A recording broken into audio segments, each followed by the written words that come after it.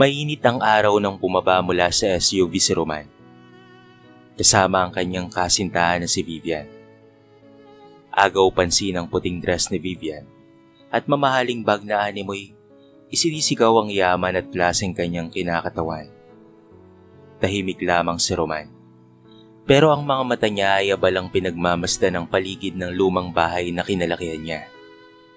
Pagbukas ng gate, sinalubong sila ng matandang babae, si Aling Norma, ang kanyang ina. Payat na ito at may kaunting panlalabo sa mga mata, pero hindi nawawala ang liwanag ng kanyang ngiti. "Anak ko," mahina ngunit puno ng galak ang boses ni Aling Norma, habang yakap ng maigpit ang anak. "Salamat at bumalik ka, anak." "Namiss kita, inay," sagot na Roman sabay apos. Isang matipid na tango lamang ang ibinigay ni Vivian, na tila naiilang sa pawisang yakapan. "Magandang hapon po," sabi nito. Malamig ang tono. Pinatuloy ni Aling Norma ang dalawa sa loob ng bahay at inilatag niya ang pagkain sa mesa. Pagkaing inihanda pa bago dumating ang anak. "Paborito mo pa rin ba ang ginataang alimango, anak?" tanong niya. "Siyempre naman, inay. Luto niyo pa rin po naman ang pinakamasarap." Ngunit napansin ni Roman na hindi man lamang tumikim si Vivian. Panay kurot lamang ito sa salad na dala pa niya galing sa syudad. "Medyo mabigat sa tiyan ng gata," bulong ni Vivian kay Roman. Bahagyang nakakunat ang ilong. Ngumiti lamang si Aling Norma. Ngunit nahuli niya ang pasimpleng pag-irap ng dalaga. Hindi siya nagsalita, ngunit nanlamig ang kanyang dibdib. Hindi ito ang unang beses na nasaktan siya sa kilos ni Vivian. Noon pa mang unang bisita nito, dama na niya ang distansya. Ngunit bilang ina, pinili niyang pagbigyan. Ngayon ay hindi na siya sigurado. Kinagabihan, habang nagugas ng pinggan si Aling Norma, narinig niya ang usapan ng magkasintahan sa sala. "Bakit naman dito pa tayo titira, Roman? Pwede naman tayong kumuha ng kondo sa Maynila.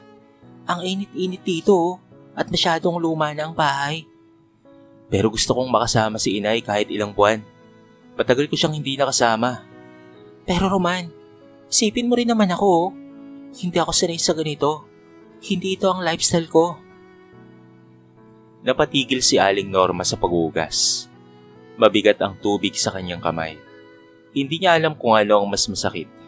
Ang pagkukunwari ni Vivian sa harapan niya o ang posibilidad na nabubulag ang kanyang anak sa isang pagmamahal na walang laman kung hindi ang pangarap at pera.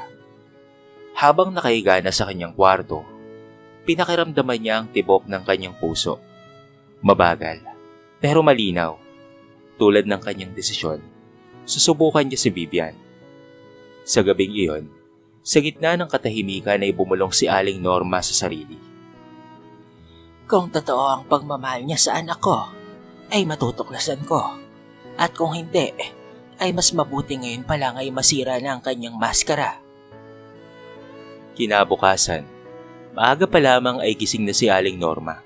Inihanda niya na ang agahan, sinangag at itlog at tuyo. Mga simpleng pagkaing alam niyang paborito ni Roman. Ngunit hindi pa man siya natatapos sa paghahain, ay bumaba na si Vivian. Nakasuot pa ng silk robe at halatang bagong gising. "Ay, medyo may mantika po dito," reklamo ni Vivian habang tinatakpan ng ilong. "Pasensya na, iha. Yan kasi ang gustong-gusto ng anak ko, yung amoy ng kusina sa umaga." Sabay ngiti ni Aling Norma. Ngunit hindi gumanti ng ngiti si Vivian. Umupo ito sa mesa. Kinuha ang cellphone at nag-scroll, habang si Roman ay pababa na rin. "Wow, inay, ito ang gusto ko, tuyo. Nakakamiss to," masiglang bati ni Roman. Nang matapos silang kumain, sinadya ni Aling Norma na wag hugasan kaagad ang pinggan. Sa halip pumasok siya sa kanyang silid at kunwaring nakalimutan ang mga plato sa lababo. Maya-maya narinig niya ang tinig ni Vivian. "Roman, ano pa yan? Ang daming mga hugasin dito. Hindi ba't dapat ang matanda dito ay marunong man lamang tumulong?" "Vivian, baka naman pagod lang si inay.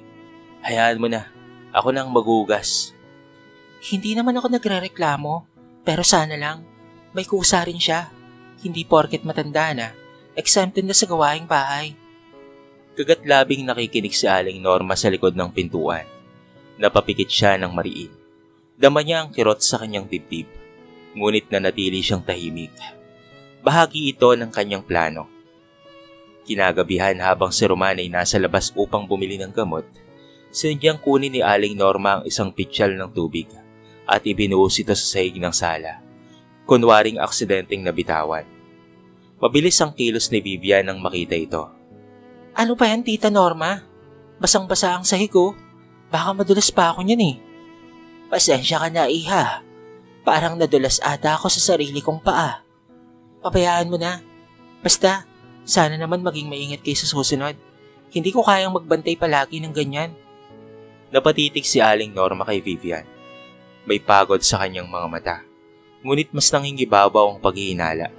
Tila ba ang bawat salita ni Vivian ay hindi pasensya, kung hindi pagkasuklam. Ilang araw pa ang lumipas, lalo niyang pinapakita ang pagkakalimot. Minsan isinasampay ang basang damit sa upuan, minsan inihahalo sa asukal ang asin. At ang lahat ng ito ay tinitiis ni Roman ng may pangunawa. Pero si Vivian, unti-unti nang nawawala ng preno. Madalas na itong napapabulalas ng reklamo. At isang beses ay napasigaw pa ng, Ano bang problema mo ha? Matanda ka na nga, pabigat ka pa. Nakatayo lang si Aling Norma noon sa gitna ng kusina. May dalang palanggana. Tumutulo ang luha sa gilid ng kanyang mga mata, pero hindi niya ito pinunasan.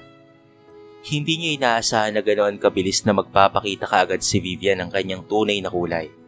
Ngunit ngayon, mas determinado si Aling Norma na ituloy ang kanyang layunin. Ang ilantad ang tunay na kulay ni Vivian bago pa mahuli ang lahat. Umaga pa lamang ay abala na si Aling Norma sa kusina. Inihahanda niya ang tinola na paborito ni Roman, habang maingat na nililinis ang bawat sahog. Nanginginig ng bahagya ang kanyang mga kamay, ngunit pilit niyang sinisikap na magpakitang may senyales ng Alzheimer's. Minsan ay isinasalin niya ang tubig sa rice cooker, imbes na sa takure, o kaya naman inilalagay ang asin sa ref.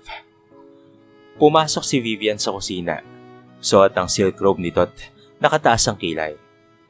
Tita Norma, ano po ba yung niluluto nyo? Tanong nito habang hawak ang kape.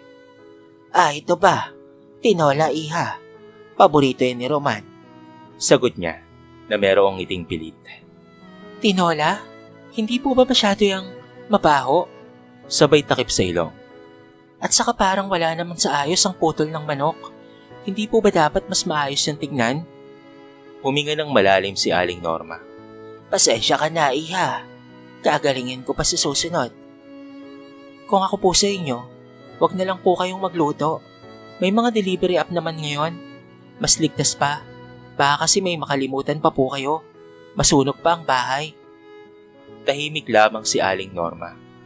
Hindi niya akalain na aabot sa ganito kababa ang tingin sa kanya. Para bang wala na siyang halaga sa sariling tahanan. Pagdating ni Roman, tuwang-tuwa ito sa amoy ng tinola. Inay, grabe, napakabango. Namiss ko talaga to. Ngunit bago pa siya makakain, kinuha ni Vivian ang mangkok at sininghot ito. Roman, sure ka bang okay pa to? Medyo amoy panis na eh. Vivian naman, huwag ka namang ganyan. Si Inay ang nagluto niyan. Nagkibit balikat si Vivian. Ikaw na ang bahala. Basta ako, mag-order na lang ako ng Japanese food. Gabi na. Matapos magugas ng pinggan ni Aling Norma, narinig niyang nagsasalita si Vivian sa telepono. Hindi nito alam na nasa likod lang siya ng kortina. Girl, promise, kung hindi lang sa pera ni Roman, matagal ko nang iniwan tong lugar na to. Ang hirap nang may kasama kang lola na may topak pa. As in, ang bobo minsan. Kulang na lang ilagay ko sa nursing home eh. Tumigil ang mundo ni Aling Norma. Hindi na siya kailangang magpanggap. Sinasaktan siya hindi sa pisikal, kung hindi sa salita at pagtrato. At mas masakit iyon. Lumipas ang mga araw, at lalong lumalala ang ugali ni Vivian. Minsan nagpapatulong si Aling Norma sa pagbibitbit ng mga pinamili, pero tinapunan siya nito ng, Hindi mo ba kayang maglakad ng mag-isa? Wala ka nang silbi, tapos istorbo ka pa. At sa isang pagkakataong ipinagluto niya si Vivian ng paboritong spaghetti ni Roman, sinadya nitong itapon ang plato sa sahig sa harap ng ina. Ano ba to? Mantika at ketchup lang ang nilagay mo. Hindi ito pagkain, nakakadiri. Tumigil ang buong bahay. Si Roman ay nasa itaas at hindi narinig ang sigawan. Dahan-dahang yumuko si Aling Norma. Pinulot ang peraso ng plato at tahimik na nagwalis. Hindi siya nagsalita, ngunit sa loob niya, nagsimula ng mamuo ang isang plano. Isang plano para ilantad sa liwanag ang isang pusong binabalot ng kasinungalingan. Maagang nagising si Aling Norma isang araw. May kakaibang kutob sa dibdib. Tahimik niyang inihanda ang agahan, ang sinaing at ang pritong itlog. Nang mapansin niyang naiwan ni Vivian ang cellphone nito sa hapag, nakapatong ito sa tabi ng tasa ng kape. Tila nagmamadaling umakyat sa taas matapos makatanggap ng tawag sa landline. Saglit siyang natigilan. Hindi dapat. Bulong niya sa sarili, ngunit nanaig ang kaba sa puso niya. Kung may kailangang katibayan sa kanyang mga hinala, ito na ang tamang pagkakataon. Maingat niyang kinuha ang cellphone. Hindi nakalak. Agad niyang nakita ang notification ng isang chat mula kay Marla. Isang kaibigang kilala niya rin noon pa. Isang kapwa sosyalera doon sa may kabilang barangay. Dahan-dahang binasa ni Aling Norma ang mga mensahe. Kamusta ka na, Mare? Hindi ka pa rin umalis sa probinsyang yan? Chat ni Marla. Hay nako girl, tinitiis ko na lang muna. Malapit na akong kumabig ng mana. Tiis-tiis lang sa lola dementia. Sagot naman ni Vivian. Promise, pag nag-propose na to, I'm out na. Ibebenta ko kaagad ang property. Isasama ko si Roman sa condo sa BGC. Kung ayaw sumama, bahala na siya sa kulubot niyang nanay. Dagdag pa ni Vivian. Nanginginig ang mga kamay ni Aling Norma. Mas lalong sumikip ang dibdib niya sa mga sumunod na mensahe. Alam mo ba, minsan gusto ko na lamang siyang itulak sa hagdan. Ang bagal-bagal kasing maglakad. Paulit-ulit, nakakairita. Chat pa ni Vivian. Tuluyan nang tumulo ang luha sa kanyang pisngi. Hindi niya nakinaya. Dahan-dahan niyang ibinalik ang cellphone sa mesa at marahan siyang naupo. Saglit siyang tumitig sa dingding. Tila tinatraidor ng mundo. Ilang minuto pa'y bumaba si Vivian. Agad nitong kinuha ang cellphone. Narito lang pala. Akala ko naiwan ko sa itaas. Bulong nito, sabay ngiting pilit. Ngumiti rin si Aling Norma. Ngunit may kung anong lamig sa kanyang mga mata. Mukhang marami na kayong napagkwentuhan ni Marla. Malumanay niyang sambit. Saglit na natigilan si Vivian. Ha? Oo. Matagal na kasi kami hindi nagkakausap. Ngumiti si Aling Norma. Tila walang malay. Mabuti naman kung ganon. Masarap talaga ang may tunay na kaibigan. Sa loob-loob ni Vivian, panatag siyang hindi siya nahuli. Ngunit hindi niya alam, huling-huli na siya sa bitag ng isang inang matalino at mapagmahal. Kinagabihan, muling nagpanggap si Aling Norma na nawawala sa sarili. Hinanap ang yumaong asawa. Naiiritang lumapit naman si Vivian. Tita, wala na po si Mang Ernesto. Kaya tigilan niyo na po yung drama niyo. Tahimik lamang si Aling Norma, ngunit ang kanyang mga matay puno ng lungkot at paninindigan. Sa kanyang kwarto, isinulat niya sa kanyang lumang diary ang mga nalaman niya, mga mensahe, detalye ng araw, at mga pangyayaring magiging bahagi ng katotohanang isisiwalat niya sa tamang oras. Sa ilalim ng ilaw ng gasera, siya ay bumulong. Patawarin mo ako, anak. Masakit ito, pero kailangan mong makita ang totoo. Sa katahimikan ng gabi, habang mahimbing na natutulog sina Roman at Vivian, gising pa rin si Aling Norma. Hawak niya ang kanyang diary, ang papel na puno ng mga detalye ng pang-api, pagmamalabis, at kasinungalingang nakita't narinig niya mula kay Vivian. Wala siyang balak na manahimik. Ngunit hindi rin siya magmamadaling sumugod sa galit. Dapat ay planado, tahimik, at malalim ang tama. Kinabukasan habang abala si Vivian sa pagsaselfie sa hardin, lumapit si Aling Norma kay Roman. Anak, gusto ko sanang magpatingin sa doktor. Mahina niyang sabi. Parang dumadalas na kasi ang pagkalimot ko. Nag-alala si Roman. Inay, sigurado ka ba? Nag-aalala na rin kasi ako nitong mga nakaraang linggo. Minsan para kang wala sa sarili. Tumango si Aling Norma. Pinipigil ang luha. Oo anak, mas mabuti nang masuri ito. Agad silang nagpunta sa klinik sa bayan. Kinausap ni Aling Norma ang isang matandang doktor na matalik na kaibigan ng kanyang yumahong asawa. Habang nasa labas si Vivian, ibinulong niya sa doktor ang kanyang buong plano. Dok, gusto ko lang po sanang mapatunayan kung mahal talaga ako ng mapapangasawa ng anak ko. Hindi niya alam na wala akong Alzheimer's, pero kailangan ko ang tulong ninyo para maniwala siya. Tumango ang doktor. Kita ang paggalang at pag-unawa sa mata nito. Minsan kailangan talagang subukin ang puso. Ganun talaga yon, Aling Norma. Kaya't naiintindihan kita. Sige, asikasuhin ko ito. Lumabas ang doktor makalipas ang ilang minuto. Dala ang papel na may diagnosis. Early stage Alzheimer's. Agad na napayakap si Roman sa ina. Inay, kaya pa natin tong malampasan. Kasama mo ko, hindi kita iiwanan. Ngunit si Vivian, tila iba ang reaksyon. Tahimik at ngumingiti sa gilid. Oo nga Roman, kawawa naman si tita. Pero kung iisipin mo, dapat may maayos tayong plano. What if, ipasok na lang natin siya sa home care facility para may profesional na nag-aalaga sa kanya? Nag-init ang tenga ni Aling Norma, ngunit pinigilan niya ang sarili. Ayoko, Vivian. Sagot ni Roman. Ako ang mag-aalaga kay inay. Hindi ko siya iiwanan. Napilitan si Vivian na tumango. Ngunit pag-uwi nila, panayreklamo ang binibigay nito. Madalas na nakasimangot, madalas na tumatalak, at madalas na nag-iingay. Isang gabi, tinawagan ni Aling Norma si Mang Carto, ang kanilang dati ng kasambahay, na ngayon ay nagtatrabaho bilang hardinero sa kapitbahay. Ibinili niya ang isang papel. Cardo, pakibigay ito kay Atty. Santos bukas. Sabihin mong ako ang nagpadala. Sa papel, nakasulat ang kanyang huling abilin, ang testamento ng kanilang pamilya. Updated na ito. Kung ano man ang mangyari sa akin, ang buong ari-arian ay may iwan lamang sa aking anak na si Roman.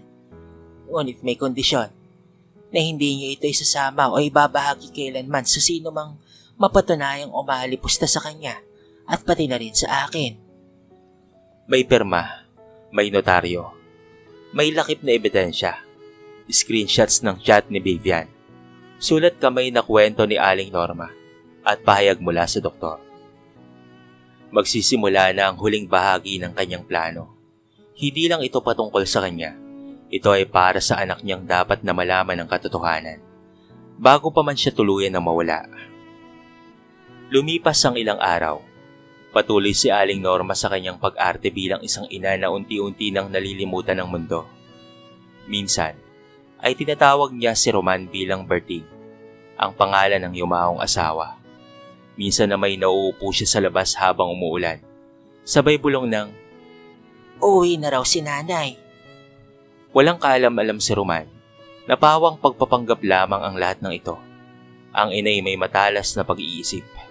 At sa bawat kilos ni Vivian, lalo lamang siyang lumalakas sa loob. Isang Sabado ng hapon, inanyayahan ni Aling Norma ang ilan sa mga kapitbahay, mga taong malapit sa pamilya, at nakasaksi ng mabubuting ginawa ng kanilang angkan.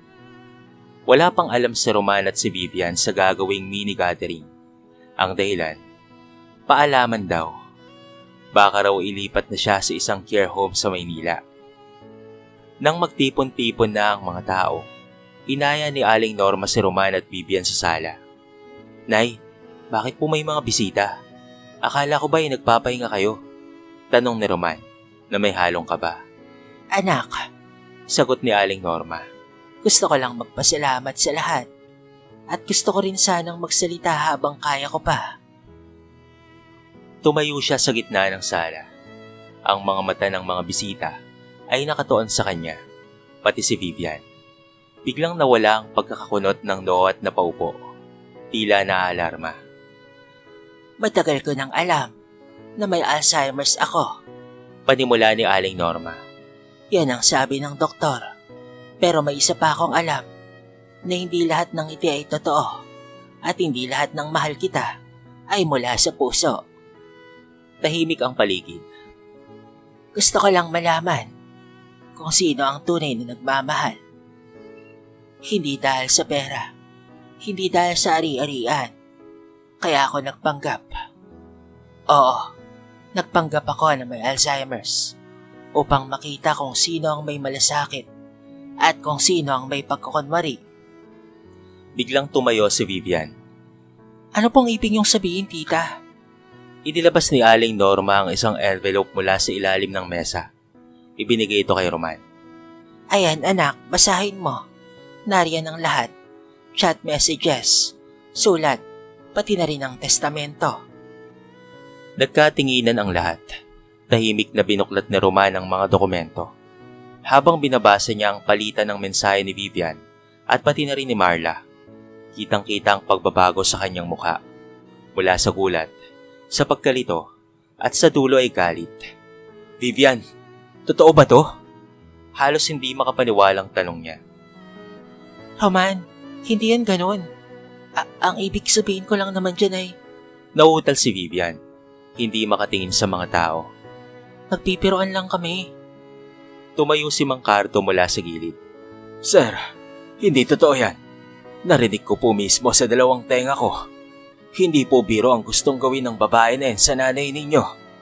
Makailang ulit ko na siyang nakitang minamalit si Aling Norma. Hindi nyo lang po yun nahuhuli. Humarap si Aling Norma kay Vivian. Anak kita sa puso. Pero hindi ko kayang ibigay ang tiwala ko sa isang taong ang laman lang ng isip ay puro mana, mga ari-arian at ginhawa sa buhay. Tumingin siya sa kanyang anak. Roman, mahal kita anak. Kaya't mas pinili kong masaktan para lamang malaman mo ang totoo. Hindi makasagot si Vivian. Lumabas ito ng bahay.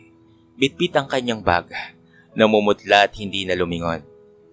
Tahimik lamang si Roman. Lumapit siya sa kanyang ina at niyakap ito ng napakahigpit. Inay, patawarin niyo po ako. Hindi ko kaagad nakita yon. Ngumiti si Aling Norma. Ang mahalaga anak ay nakita mo rin sa wakas at hindi pa huli ang lahat. Lumipas ang ilang araw mula nang nabunyag ang lahat. Tahimik ang bahay. Malinis at tila mas magaan ang hangin. Wala na si Vivian. Umalis na ito nang walang paalam. Hindi na rin ito binalikan ni Roman.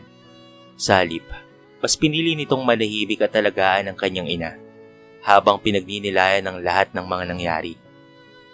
Sang umaga, habang naglalagay si Aling Norma ng halaman sa paso, lumapit si Roman. Inay, naisip ko lang po, kung papayag kayo, gusto ko sanang umalis sa trabaho ko sa Maynila.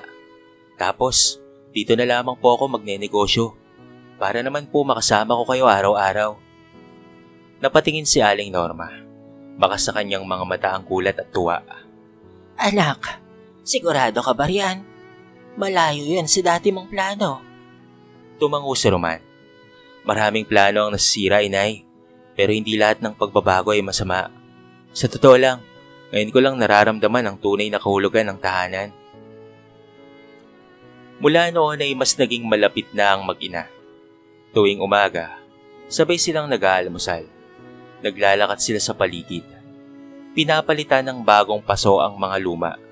At minsan, nagtuturo si Aling Norma ng mga luma at masarap na putahe kay Roman. Unti-unti, bumalik ang sigla sa kanilang tahanan. Isang araw ay dumalaw ang abogado ni Aling Norma. Roman, nais ko lang sabihin na nais pa ring ipamana ni Aling Norma sa iyo ang lupa't bahay. pero mas pinili niyang idagdag sa testamento ang isang bahagi. Binuksan ng abogado ang dokumento. Sinasabi dito, Roman, na kung sakaling ikasal ka, dapat ay tiyakin mo muna ang katapatan ng iyong kabiyak, tulad ng ipinaglaban ng nanay mo si Aling Norma. Napangiti si Roman. Tama lang yan. Ayoko nang madaya ulit. Hindi naglaon. Nakilala ni Roman si Leia, isang simpleng guro sa barangay. Mapagpakong babae ito at maalaga. Hindi ito tulad ni Vivian. Hindi ito mahilig sa alahas, sa mamahaling restaurant o sa malalaking plano. Sa halip, nagdadala ito ng tinapay tuwing umaga. May dalang mga kwento patungkol sa mga batang tinuturuan at may malasakit sa kanyang ina kahit bago pa lamang silang magkakilala. Dahil sa kabutihang loob ni Leia, unti-unting binuksan ni Aling Norma ang kanyang puso sa posibilidad na magkaroon ng bagong miyembro ang pamilya. Alam mo anak, Minsang sambit ni Aling Norma. minsan pala, kailangan lang nating dumaan sa unos para makita kung sino ang tunay na handang magtayo ng tahanan. Kahit basang-basa na. Tumango si Roman, hawak ang kamay ng ina. At kung hindi niyo po ako tinulungan, inay, baka po hanggang ngayon ay bulag pa rin po ako. Ngumiti si Aling Norma. Ngayon ay mas malusog, mas matatag. Wala siyang Alzheimer's, wala siyang sakit. Ang lahat ng iyon ay pagpapanggap lang. Pero dahil doon, ay nagkaroon siya ng pinakamahalagang bagay sa kanyang buhay. Kapayapaan. At kitiyakang minamahal siya hindi lang dahil sa kanyang ari-arian, kung hindi dahil sa kanyang pagkatao. Makalipas ang ilang buwan, mas naging tahimik ngunit mas masigla ang tahanan ni Aling Norma at Roman. Ang dating malamig at parang may itinatagong lungkot na bahay ay napalitan ng halakhakan, amoy ng nilulutong tsokolate sa umaga at mga kwentuhang puno ng pag-asa. Sa bawat sulok, ramdam ang bagong simula. Ngunit kahit may ngiti sa labi ni Aling Norma, dama pa rin ni Roman ang mga pagkakataong napapatingin dito sa malayo, waring merong iniisip na malalim. Isang gabi habang nag-aayos siya ng mga lumang gamit sa aparador, may natagpuan siyang kahon. May pangalan niya sa ibabaw. Ito ay sulat kamay. Para kay Roman, kung sakaling hindi na ako magising kinabukasan. Nanginig ang mga kamay niya habang binubuksan ito. Sa loob, isang makapal na liham. May kasamang lumang litrato. Isang bata. Ito ay si Roman. Hawak ang kamay ng kanyang ama at ina sa gitna ng taniman ng palay. Masaya, simple at buo.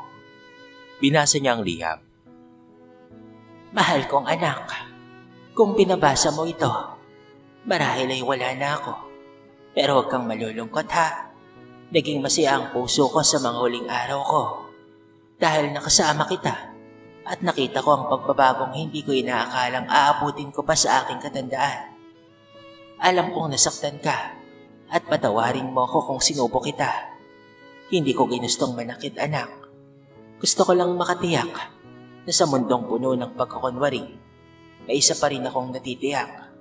Ang puso mo. At totoo nga anak, totoo ang pagmamahal mo. At hindi ako perpektong ina. Pero sinisikap kong maging tapat sa'yo.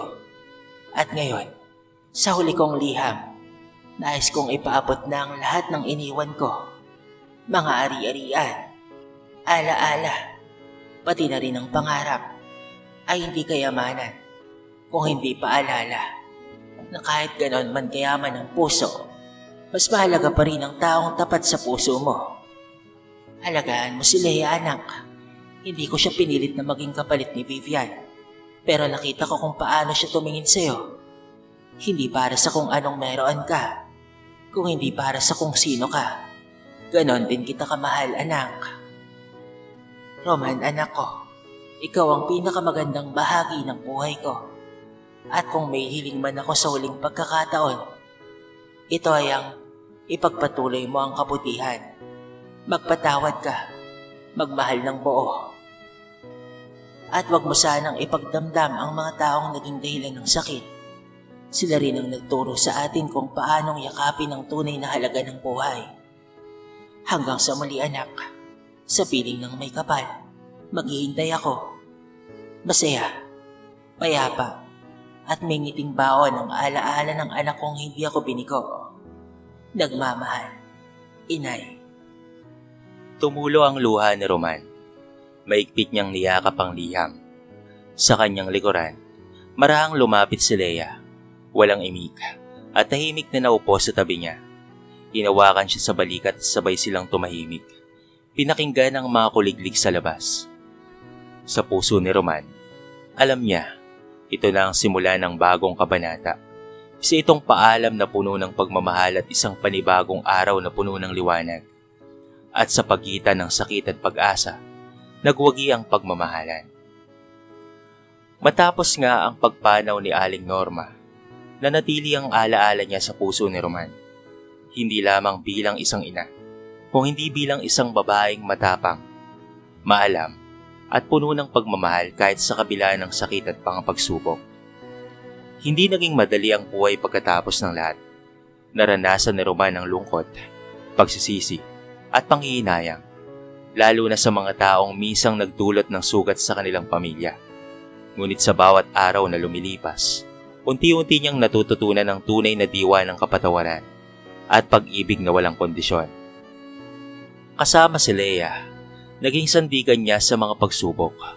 Itinaguyod niya ang pangarap ng kanyang ina, ang magkaroon ng isang tahanan na puno ng pagkalinga at tunay na pagmamahal. Hindi ng yaman o material na bagay. Naging aktibo siya sa kanilang barangay, tumulong sa mga nangangailangan at nagsilbing inspirasyon sa marami. Isang araw habang nililinis ni Roman ang lumang kahon ng mga alaala ni Aling Norma, natagpuan niya ang isang maliit na kahon na may nakasulat na, Para sa anak ng buhay. Binuksan niya ito at sa loob ay may isang simpleng kwintas na gawa ng kamay ng kanyang ina, may pendant na hugis puso. Napaiyak si Roman nang makita ang bagay na yon. Sobrang miss niya ang kanyang ina. Mahal na mahal niya ito. At alam niya sa kanyang sarili, bagamat wala na ang kanyang mga magulang, ay mahal na mahal rin siya ng mga ito, kung nasaan man sila ngayon. Malaki pa rin ang pasasalamat ni Roman, sapagkat kahit nawalan man siya ng mga mahal sa buhay, pumalit naman ang kanyang misis na si Leia, na ngayon ay nagdadalang tao na. Isang panibagong buhay, at isang panibagong pamilya na kanyang bubuin. Habang daladala ang lahat ng magagandang bagay na naituro sa kanya ng kanyang magulang. Bagay na ipapamana niya, maging sa kanyang mga magiging anak at mga magiging kaapu-apuhan. Dito na po nagtatapos ang ating mixing kwento sa araw na ito. Sana po ay nagustuhan nyo. Kayo mga kabarangay, ano ang masasabi nyo sa ating kwento? I-comment nyo naman sa baba ang inyong mga reaksyon at babasahin natin ang lahat ng yan. I-comment nyo na rin kung taga saan kayo para naman malaman ko kung hanggang saan umabot ang video na ito. At kung bago ka pa lamang sa ating channel, baka naman pwedeng pakihit ang subscribe button at bell notification button para naman palagi kang updated sa mga bago nating upload na katulad nito. So paano mga kabarangay? Hanggang sa muli, thank you so much and peace out.